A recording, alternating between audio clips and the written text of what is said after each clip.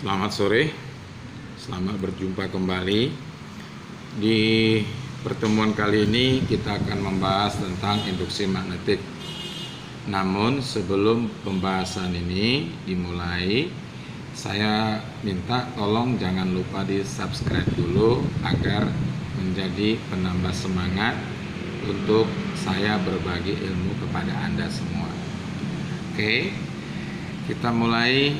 Nomor 1, ketika kutub magnet dimasukkan ke dalam kumparan, jumlah garis gaya yang dilingkupi kumparan menjadi, nah ini saya akan bahas di sini ya.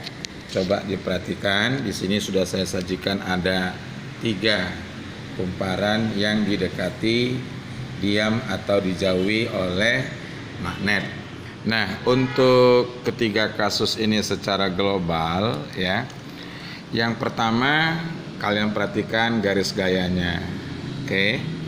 Nah, jadi di sini ya, ada yang harus kita perhatikan baik-baik. Ketika nanti dia magnetnya mendekati kumparan, maka banyak garis gaya magnet yang memotong kumparannya atau melingkupinya, itu bahasa ilmiahnya. Jadi dia bertambah banyak. Oke, berarti nomor 1 jawabannya C. Nah, kemudian kita sambungkan ke nomor 2. Coba lihat, peristiwa timbulnya gegel induksi akibat adanya apa? Nah, yang A, reaktansi magnetik, B, reaktansi elektromagnetik, C, induksi elektromagnetik, D, induksi magnetik. Nah, jadi jawaban yang cocok adalah D, induksi magnetik. Ingat ya, karena adanya induksi maka bisa menghasilkan arus listrik induksi ya, bukan menghasilkan elektromagnetik. Namanya semua itu elektromagnetik, artinya secara global itu nama peristiwanya elektromagnetik. Tetapi dari pertanyaan nomor 2 tadi, peristiwa timbulnya gegel induksi akibat adanya apa? Ya, itu dia. Jadi akibat adanya induksi magnetik. Ya, itu yang nomor 2. Nah, kemudian untuk yang nomor 3 ya, coba diperhatikan, banyaknya garis gaya magnet yang menembus satu bidang itu disebut dengan apa? Kan gitu. Nah, untuk yang nomor 3 tolong diingat ya.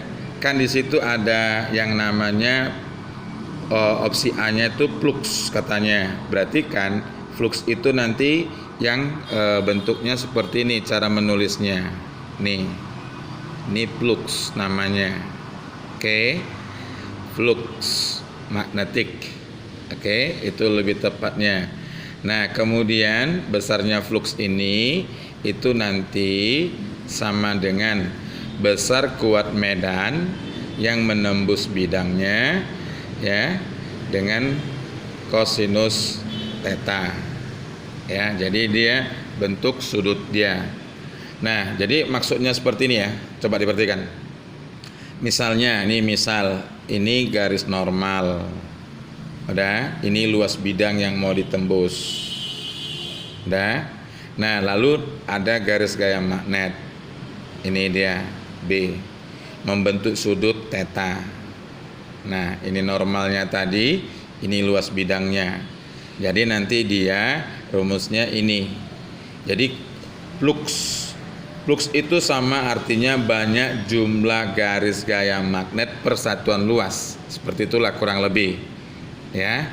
Nah, jadi nomor 3 itu jawabnya A.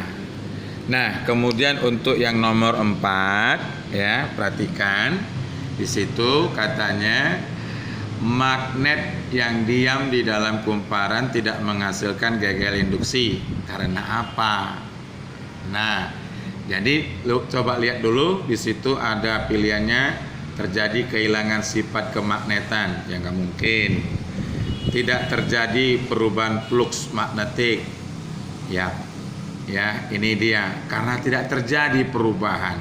Ya, coba lihat ya. Ketika nanti magnet batang ini didekatkan masuk ke dalam kumparan, ya, kan dia banyak memotong tuh garis gaya magnetnya, sehingga nanti jarum galvanometernya bergerak ke kanan seperti ini. Ya. Nah, ini artinya ada arus GGL induksi yang mengalir karena ada garis gaya yang memotong kumparan tadi. Nah, sedangkan kalau nanti magnetnya itu diam di dalam kumparan seperti ini, perhatikan baik-baik, tidak ada garis gaya magnet yang memotong kumparannya, sehingga nanti jarum galvanometernya tetap menunjuk angka 0 seperti ini. Nih, oke, dah.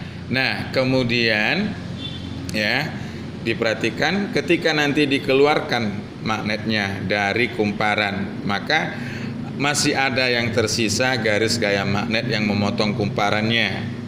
Nah, yang di sini ya, yang di sini itu coba bandingkan dengan yang di atas tadi. Jumlahnya yang di atas lebih banyak jika dibandingkan dengan yang di bawah seperti ini. Ya, sehingga jelas kelihatan ketika nanti keluar, maka jarum galvanometernya menunjuk ke arah kiri. Berarti kan kiri itu minus kan, ya, seperti ini dia. Nah, jadi kalau misalnya kurang lebih dapat dipahamin, nanti silakan bisa buka lagi catatan yang sudah saya bagikan, ya, atau boleh silakan buka catatannya atau searching di Google, ya. Saya juga ada blognya, ya, sesuai dengan nama saya, Parulian Simorangkir. Cuma ada embel-embelnya, domainnya itu masih yang gratisan, blog.spot.com. Ya, itu dia. Nah, kemudian untuk menjawab nomor 5, ya, perhatikan. Nomor 5, arus induksi yang terjadi akibat perubahan jumlah garis-garis gaya magnet disebut arus. Nah, oke.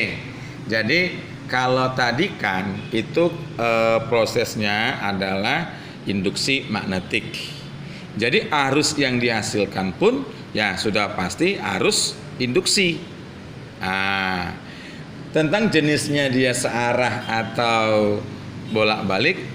Nah, arus yang dihasilkan dari sini itu nanti termasuk arus AC, ya, arus bolak-balik dia. Oke. Atau nanti dalam bahasa Inggrisnya alternating current. Ini ya, seperti ini penulisannya. Oke. Nah, itu untuk yang nomor 5. Ya. Oke, itu dulu